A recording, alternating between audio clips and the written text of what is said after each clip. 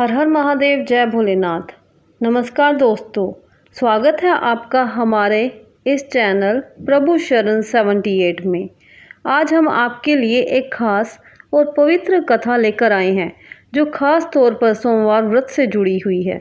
हम सभी जानते हैं कि सोमवार का दिन भगवान शिव की पूजा के लिए विशेष माना जाता है। इस दिन भगवान शिव की पूजा करने से जीवन में सुख, समृद्धि और शांति का वास होता है। तो आज हम जानेंगे कैसे सोमवार व्रत करने से भगवान शिव की विशेष कृपा प्राप्त की जा सकती है। इस कथा के माध्यम से आप जानेंगे कि किस तरह भगवान शिव ने अपने भक्तों के सभी कष्टों का निवारण किया और उनके जीवन में खुशियां लाई। अगर आप भी इस व्रत को करना चाहते हैं या इसकी महिमा जानना चाहते हैं तो वीडियो को अंत तक ज़रूर देखें। तो चलिए सोमवार व्रत कथा का आरंभ करते हैं। बोलो गणपति महाराज की जय, गुरु महाराज की जय।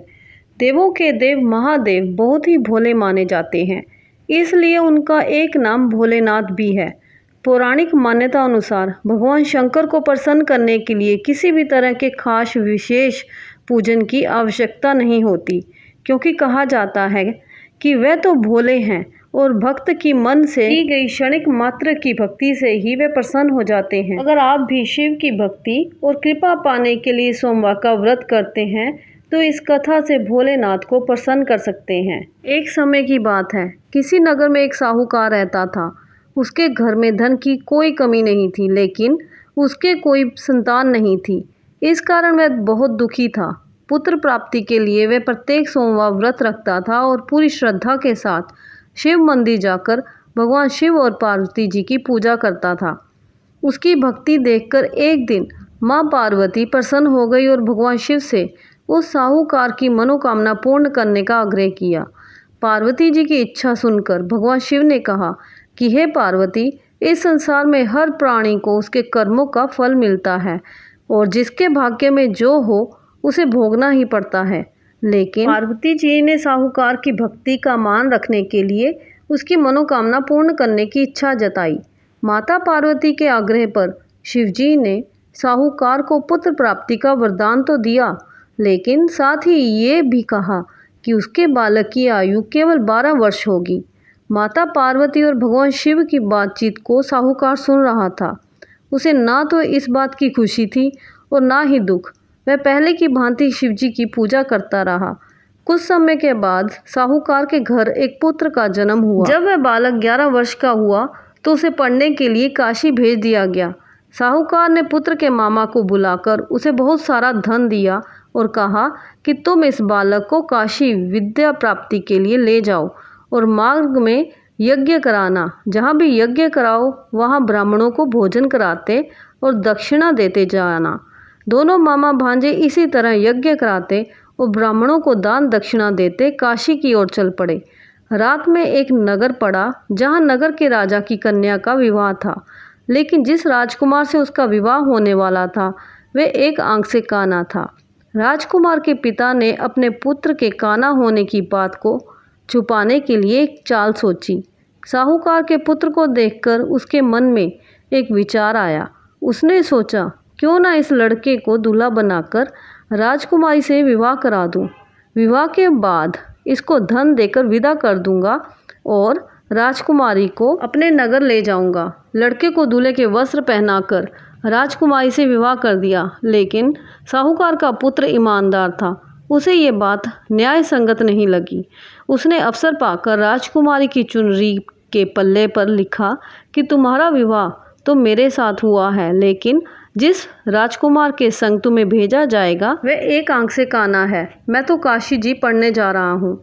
जब राजकुमारी ने चुन्नी पर लिखी बातें पढ़ी तो उसने अपने माता पिता को ये बात बताई। राजा ने अपनी पुत्री को विदा नहीं किया, जिससे बारात वापस चली गई। दूसरी ओर साहूकार का लड़का और उसका मामा काशी पहुँचे और वहाँ जाकर उन्होंने यज्ञ किया। जिस दिन लड़के की आयु 12 साल की हुई उसी दिन यज्ञ रखा गया। लड़के ने अपने मामा से कहा कि मेरी तबीयत कुछ ठीक नहीं है। मामा ने कहा कि तुम अंदर जाकर सो जाओ। शिवजी के वरदान अनुसार कुछ ही देर में उस बालक के प्राण निकल गए। मृत भांजे को देख उसके मामा ने विलाप शुरू किया। संयोगवश उसी समय शिवजी और पार्वती जी उधर से जा रहे थे। पार्वती ने भगवान से कहा, स्वामी, मुझे इसके रोने के स्वर सहन नहीं हो रहे, आप इस व्यक्ति के कष्ट को अवश्य दूर करें। जब शिवजी मृत बालक के समीप गए तो वह बोले कि ये उसी साहूकार का पुत्र है जिसे मैंने 12 वर्ष की आयु का वरदान दिया।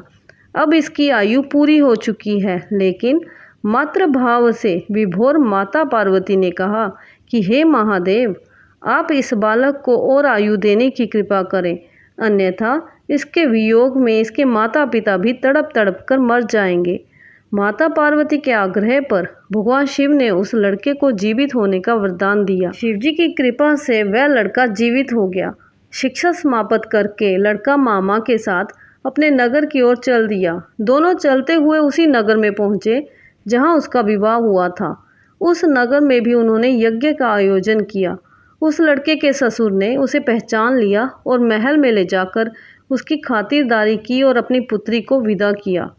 इधर साहूकार उसकी पत्नी भूखे प्यासे रहकर बेटे की प्रतीक्षा कर रहे थे। उन्होंने प्रण कर रखा था कि यदि उन्हें अपने बेटे की मृत्यु का समाचार मिला तो वह भी प्राण त्याग देंगे, परंतु अपने बेटे के जीवित होने का समाचार पाकर वह बेहद प्रसन्न हुए। उसी रात भगवान शिव ने व्यापारी के स्वप्न में आकर कहा, हे श्रेष्ठी, मैंने तेरे सोमवार के व्रत करने और व्रत कथा सुनने से प्रसन्न होकर तेरे पुत्र को लंबी आयु प्रदान की है। इसी प्रकार जो कोई सोमवार व्रत करता या कथा सुनता है व पढ़ता है, उसके सभी दुख दूर होते हैं और समस्त मनोकामनाएं पूर्ण होती हैं।